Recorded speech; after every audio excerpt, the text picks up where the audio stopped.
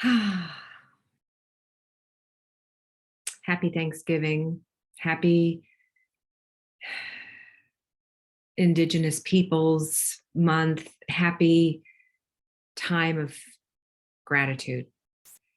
I am Deborah Leanne, and I want to speak just briefly on the importance of gratitude as a spiritual practice, as a stress relieving practice, as a way to develop resilience, and as a way to give back to yourself in a way that honors your radical humanity.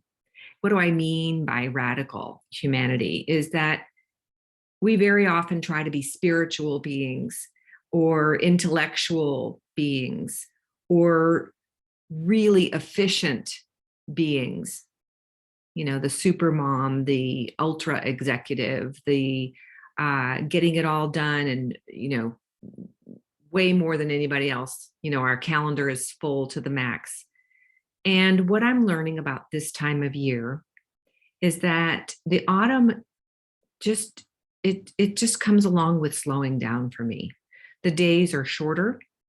I love to just get lost in the afternoon, evening sun as it's going down. It lights up my living room in a way that hits all the crystals, and everything has those beautiful multi-rayed lights that sprinkle around the house. And it's also a time where my plants are going dormant. The leaves are falling off the trees and they're becoming bare. And it's a time for me to remember to slow down and take stock and really look at the past year and how do I want to close this year out. So in the blog, I had written about gratitude as a spiritual practice, as a way of honoring all that is. Yes, we want to honor the abundance, the beautiful food, the amazing loved ones in our life. And we have so much to be grateful for. Most of us have a lot to be grateful for. And I am also talking about, can we be grateful for the painful stuff? I was acutely reminded this week of following my own advice when I received some information, some feedback from some work I did last month.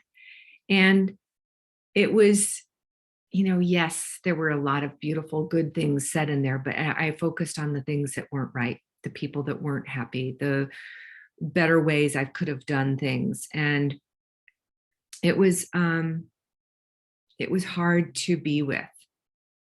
And I don't want to gloss over that because it's important for me to feel the feelings.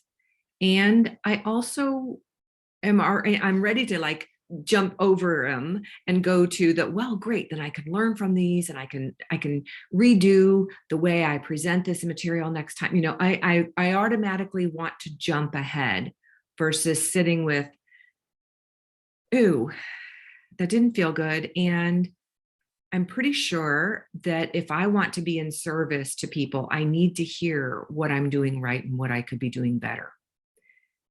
And how do we find gratitude for that? My daughter and I just had a conversation, and she's on the other side of the planet. And she said, and Mom, how does that help you? How does that help you to grow? And I know that's where I'm going to be going as this, works its way through me, and the old stories will continue to play their loop. And what else can be expanded here? How else can I take this information and allow it to add to my complexity and to who I am as a retreat leader, as a presentation facilitator, as a training and development specialist, right? And I am wondering if you can pick something that was a tough lesson that has ultimately, or will ultimately, when we get to a place of accepting it, once we get to the place of acceptance, then we can really integrate this material and move forward with it. But the first step is the allowing. Can it just be there? Can that feedback be there? Can I read it and allow it to be okay? Then comes the acceptance. And then someday, the beautiful space of integration, of totally embracing and owning and saying, yes, thank you so much for letting me know how I can do this better, how I can be better, how I can be more in service, more life-giving to you, my clients, my friends, my circle, those on the journey with me. So practicing gratitude, is a way of being present. There's no way that you can be rehashing the past or in the future planning if you're in a space of gratitude. Because when you're feeling that space of, oh, thank you, thank you, thank you, it drops you right down and in. And we're not anywhere else on the timeline. We're in our present moment.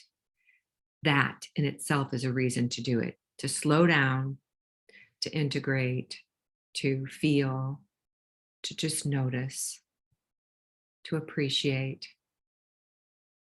And then at some point, sending blessings of gratitude and peace and love to all those people who took the time to provide that feedback. It's so important.